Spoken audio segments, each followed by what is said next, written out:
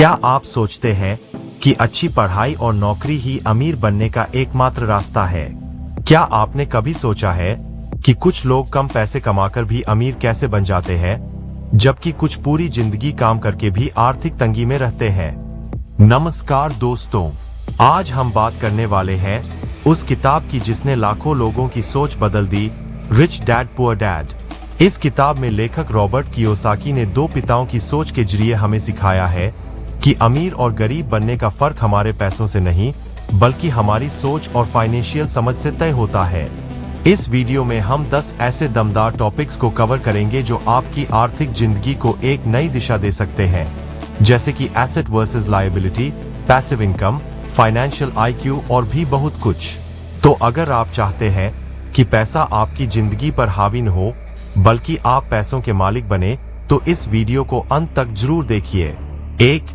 Assets versus liabilities, असली अमीरी क्या है?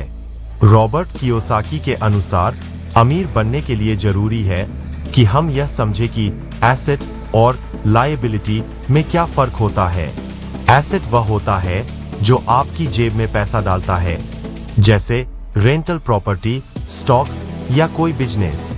वहीं लायबिलिटी वह चीज होती है जो आपकी जेब से पैसा निकालती है, जैसे कर्ज, कार लोन या बड़ी EMI वाली चीजें। ज्यादातर लोग लायबिलिटीज को एसेट समझ बैठते हैं, जैसे खुद का मकान। इस सोच के कारण वे आर्थिक रूप से मजबूत नहीं बन पाते। अमीर लोग अपनी कमाई का एक हिस्सा एसेट में लगाते हैं, जिससे उनकी पैसिव इनकम लगातार बढ़ती है। पुअर डैड की सोच थी अच्छी नौकरी पाओ और घर खरीदो, जबकि रिच डैड की सलाह थी एसेट्स खरीदो और पैसे को तुम्हारे लिए काम करने दो। इस छोटे से फर्क ने रॉबर्ट की पूरी जिंदगी बदल दी। अगर आप चाहते हैं कि भविष्य में आपकी आर्थिक स्थिति मजबूत हो, तो एसेट बनाने पर ध्यान दीजिए। घर, कार, ब्रांडेड चीजों से अमीरी का दिखावा तो हो सकता है, लेकिन असली अमीरी एसेट बनाने से ही आती है। 2. रिच डैड की सीख वर्सेस पुअर डैड की सोच। रिच डैड पुअर डैड किताब में दो पिताओं की सोच का जिक्र है, एक अमीर पिता रिच डैड और एक गरीब पिता poor dad.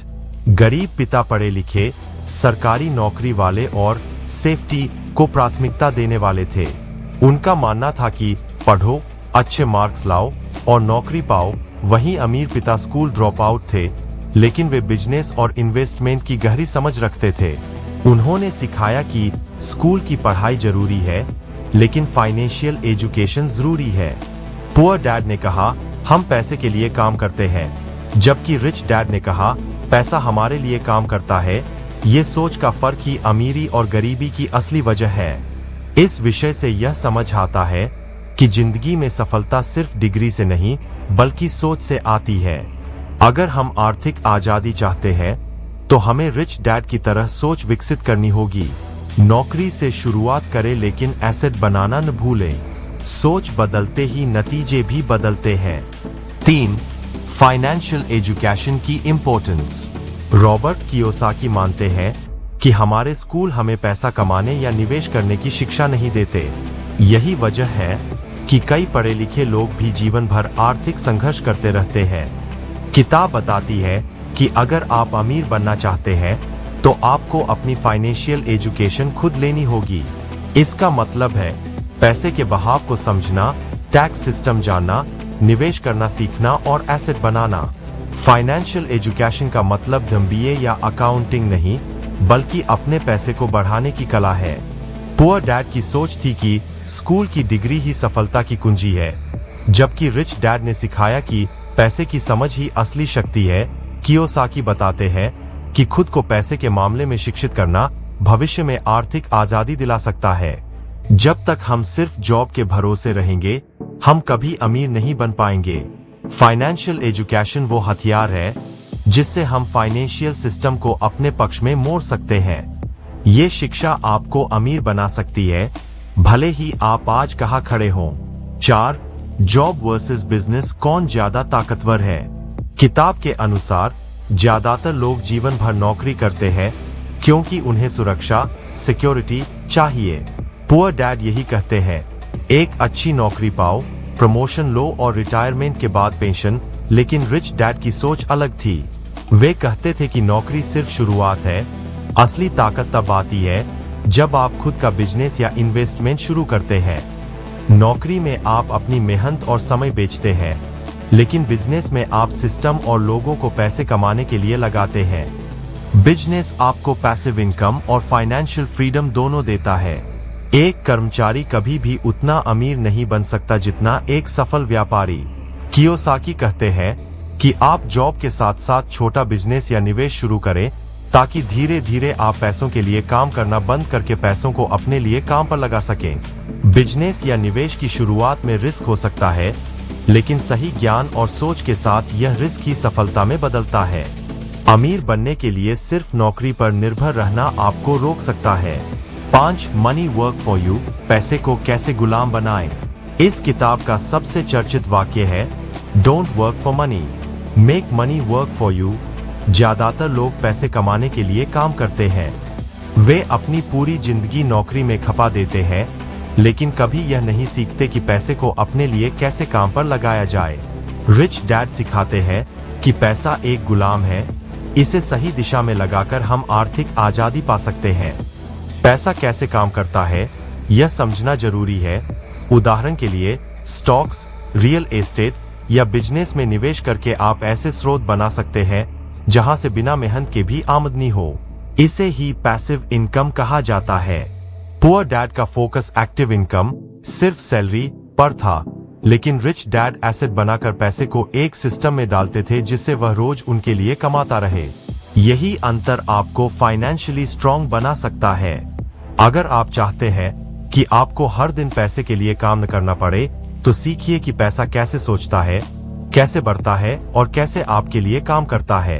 6 the power of passive income, नींद में भी कमाई कैसे हो।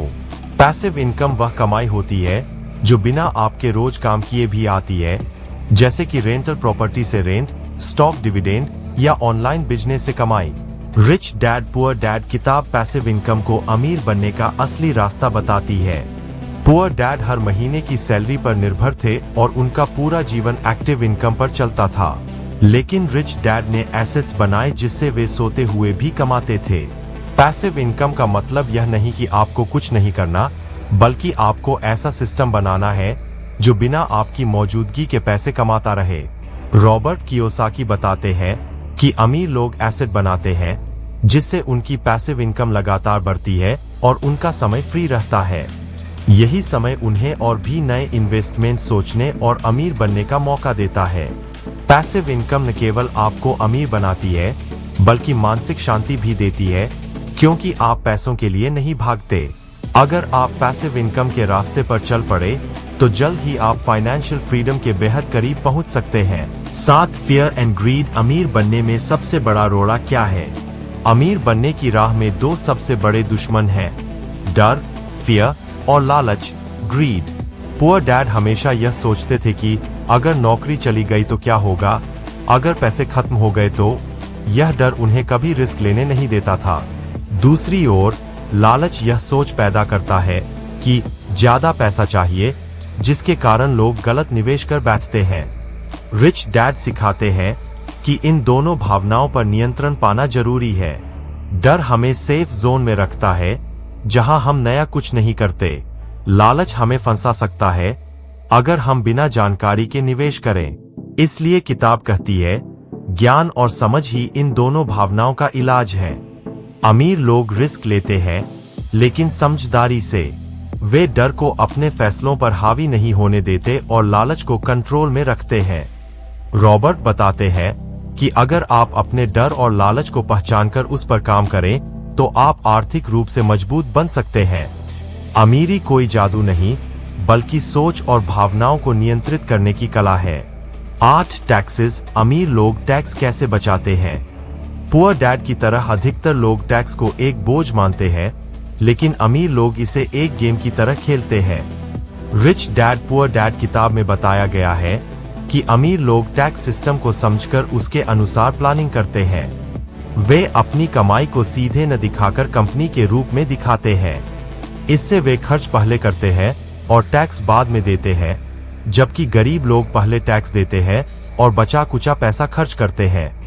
अमीर लोग टैक्स बचाने के लिए इन्वेस्टमेंट, डोनेशन, बिजनेस खर्च जैसे रास्ते अपनाते हैं। उदाहरण के लिए, अगर आप एक बिजनेस चला रहे हैं तो लैपटॉप, ट्रैवल, मोबाइल बिल आदि को बिजनेस खर्च दिखाकर टैक्स में छूट पा सकते हैं। रॉबर्ट बताते हैं कि यह सब कानून के दायरे में होता है, बस हमें फाइनेंशियल नॉलेज होनी चाहिए। पुअर डैड ने कभी टैक्स पर ध्यान नहीं दिया, लेकिन रिच डैड ने टैक्स को भी एक रणनीति का हिस्सा बनाया। अगर आप अमीर बनना चाहते हैं तो टैक्स की योजना बनाना और उसे स्मार्ट तरीके से समझना जरूरी है। 9. फाइनेंशियल IQ कैसे बढ़ाए। फाइनेंशियल IQ का मतलब है पैसों को समझने और उसे सही जगह लगाने की क्षमता।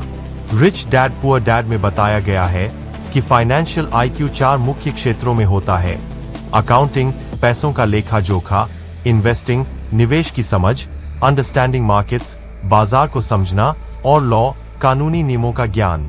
पुअर डैड ने सिर्फ डिग्री पर ध्यान दिया, लेकिन रिच डैड ने फाइनेंशियल IQ बढ़ाने पर जोर दिया। वे कहते हैं कि आप जितना ज्यादा अपने पैसों के बारे में जानेंगे, उतना ही बेहतर आप आर्थिक फैसले ले पाएंगे। फाइनेंशियल IQ बढ़ाने के लिए किताबें पढ़िए, फाइनेंशियल कोर्स कीजिए, छोटे निवेश से शुरुआत कीजिए और अपनी गलतियों से सीखिए। यह एक स्किल है जो समय के साथ बनती है। अगर आपकी सैलरी 50,000 रुपए है और फाइनेंशियल IQ कम है, तो आप पूरा खर्च कर देंगे।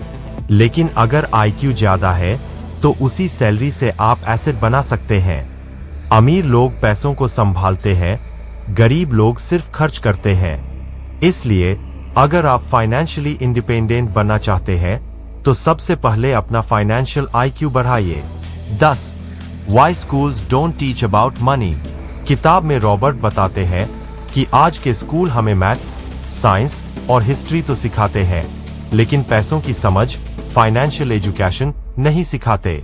यह सबसे बड़ा कारण है कि पढ़े लिखे लोग भी पैसों के मामले में असफल हो जाते हैं। पुअर डैड खुद एक शिक्षक थे, लेकिन उन्होंने कभी पैसे को सही से नहीं समझा। दूसरी ओर रिच डैड कहते थे कि अगर बच्चे को जिंदगी में सफल बनाना है तो उसे पैसे की समझ देनी होगी। स्कूलों में फाइनेंशियल लिटरेसी होने का नतीजा यह है कि लोग कर्ज में फंस जाते हैं, EMI में जीते हैं और रिटायरमेंट तक संघर्ष करते हैं। रॉबर्ट कहते हैं कि हमें खुद से और अपने बच्चों को सिखाना होगा बजट बनाना, निवेश करना, टैक्स समझना और एसेट बनाना। किताब यह भी बताती है कि आज की शिक्षा प्रणाली 100 साल पुरानी सोच पर आधारित है, जब नौकरी ही सब कुछ मानी जाती थी। अब समय बदल गया है। अगर हमें नई पीढ़ी को आर्थिक रूप से सक्षम बनाना है तो फाइनेंशियल एजुकेशन को घर से ही शुरू करना होगा।